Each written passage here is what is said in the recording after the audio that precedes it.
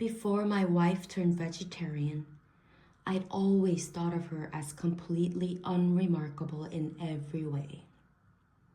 To be frank, the first time I met her, I wasn't even attracted to her. Middling height, bobbed hair, neither long nor short, jaundiced, sickly-looking skin, somewhat prominent cheekbones. Her timid, sallow aspect told me all I needed to know. As she came up to the table where I was waiting, I couldn't help but notice her shoes, the plainest black shoes imaginable, and that walk of hers, neither fast nor slow, striding nor mincing. However, if there wasn't any special attraction, nor did any particular drawbacks present themselves, and therefore, there was no reason for the two of us not to get married. The passive personality of this woman in whom I could detect neither freshness nor charm, or anything especially refined, suited me down to the ground. There was no need to affect intellectual leanings in order to win her over, or to worry that she might be comparing me to the preening men who pose in fashion catalogs. And she didn't get worked up if I happened to be late for one of our meetings. The paunch that started appearing in my mid-20s, my skinny legs and forearms that steadfastly refused to bulk up in spite of my best efforts, the inferiority complex I used to have about the size of my penis, I could rest assured that I wouldn't have to fret about such things on her account.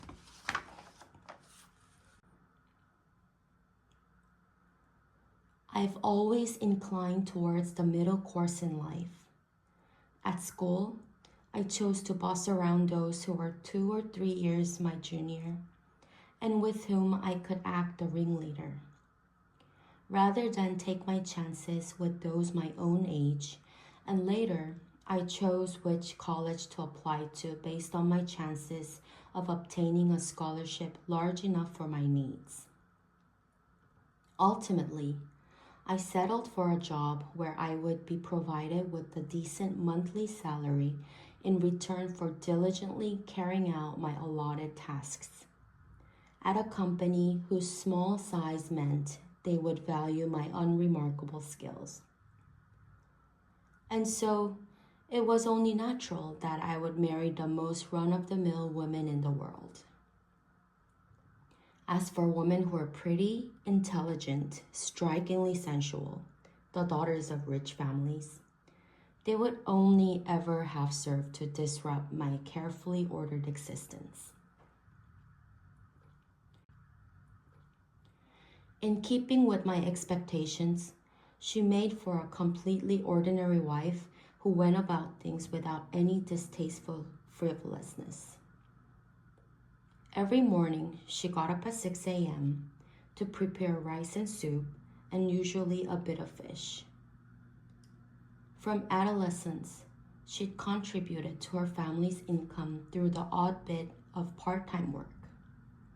She ended up with a job as an assistant instructor at the computer graphics college she'd attended for a year, and was subcontracted by a manhwa publisher to work on the works for their speech bubbles, which she could do from home. She was a woman of few words.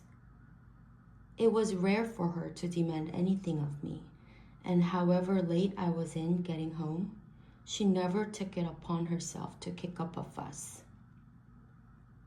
Even when our days off happened to coincide, it wouldn't occur to her to suggest we go out somewhere together.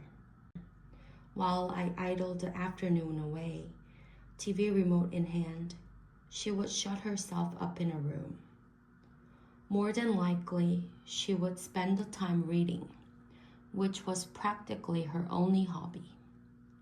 For some unfathomable reason, reading was something she was able to really immerse herself in, reading books that looked so dull, I couldn't even bring myself to so much as take a look inside the covers. Only at meal times would she open the door and silently emerge to prepare the food. To be sure, that kind of wife and that kind of lifestyle did mean that I was unlikely to find my days particularly stimulating. On the other hand, if I'd had one of those wives whose phones ring on and off all day long with calls from friends or coworkers, or whose nagging periodically leads to screaming rows with their husbands, I would have been grateful when she finally wore herself out. The only respect in which my wife was at an unusual was that she didn't like wearing a bra. During the brief sober period when we'd been dating, I happened to put my hand on her back, only to find that I couldn't feel a bra strap under her sweater. And when I realized what this meant, I became quite aroused. In order to judge whether she might possibly have been trying to tell me something, I spent a minute or two looking at her through new eyes, studying her attitude.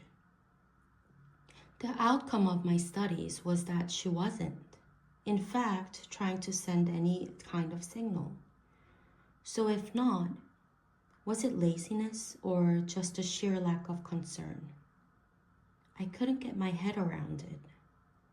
It wasn't even as though she had shapely breasts, which might suit the no-bra look.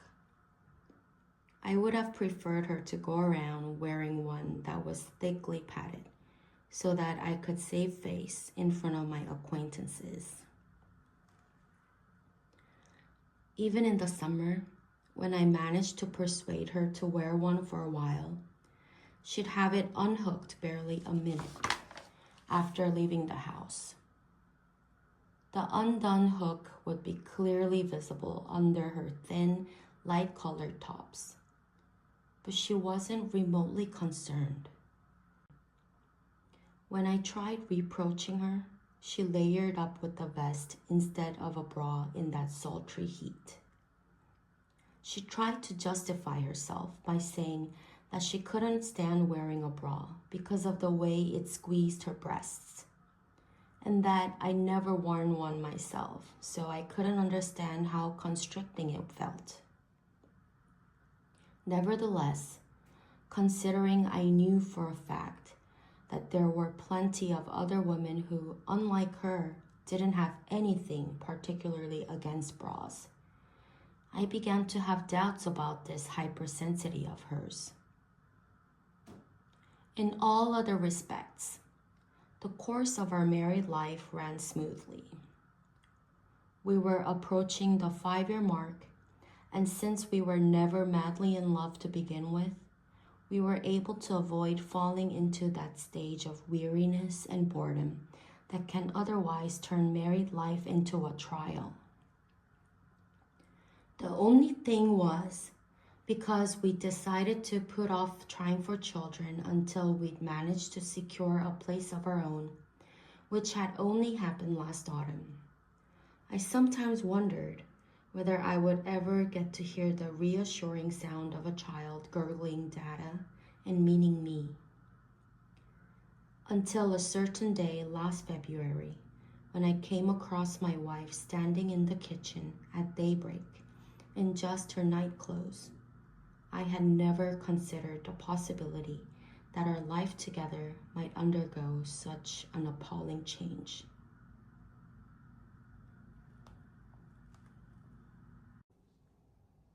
"What are you doing standing there?" I'd been about to switch on the bathroom light when I was brought up short. It was around 4 a.m, and I'd woken up with the raging thirst from the bottle and a half of soju I had with dinner, which also meant I was taking longer to come to my senses than usual. "Hello," I asked, "what you're doing?" It was cold enough as it was, but the sight of my wife was even more chilling. Any lingering alcohol-induced drowsiness swiftly passed. She was standing, motionless, in front of the fridge. Her face was submerged in the darkness, so I couldn't make out her expression. But the potential options all filled me with fear. Her thick, naturally black hair was fluffed up, disheveled, and she was wearing her usual white ankle-length nightdress. On such a night, my wife would ordinarily have hurriedly slipped on a cardigan and searched for her toweling slippers. How long might she have been standing there like that, barefoot in thin summer nightwear, ramrod straight as though perfectly oblivious to my repeated interrogation? Her face was turned away from me, and she was standing there so unnaturally still, it was almost as if there was someone I couldn't see, some kind of ghost, standing near the fridge. What was going on? If she couldn't hear me, then perhaps that meant she was sleepwalking. I went towards her, craning my neck to try and get a look at her face. Why are you standing there like that? What's going on? When I put my hand on her shoulder, I was surprised by her complete lack of reaction. Rather than having been out of her mind, she'd been aware of everything. Me coming out of the bedroom, my questions, coming over to her. She'd simply ignored me.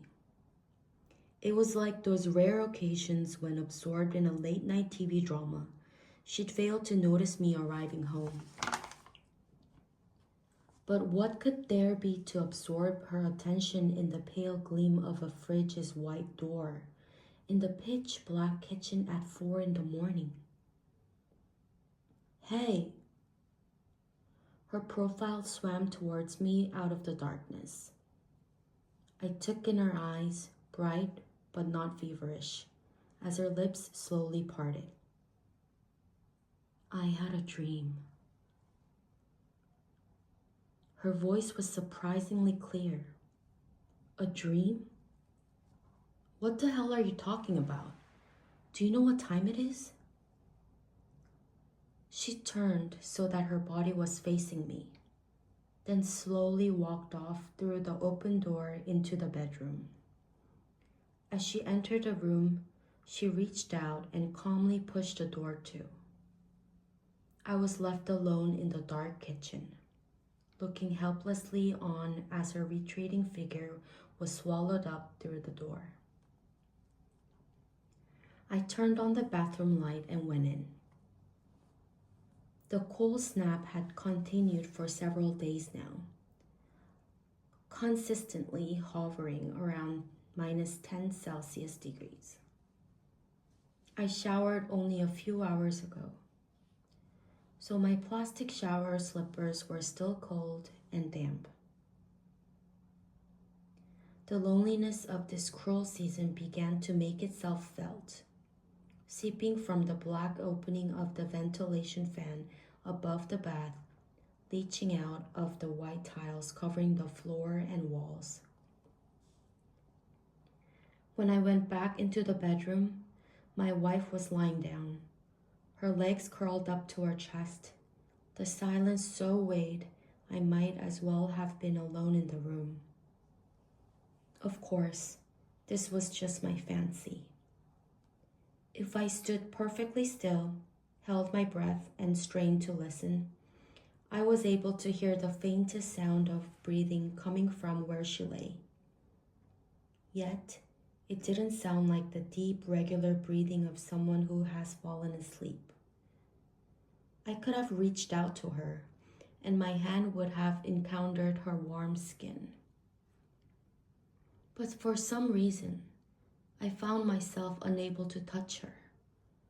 I didn't even want to reach out to her with words.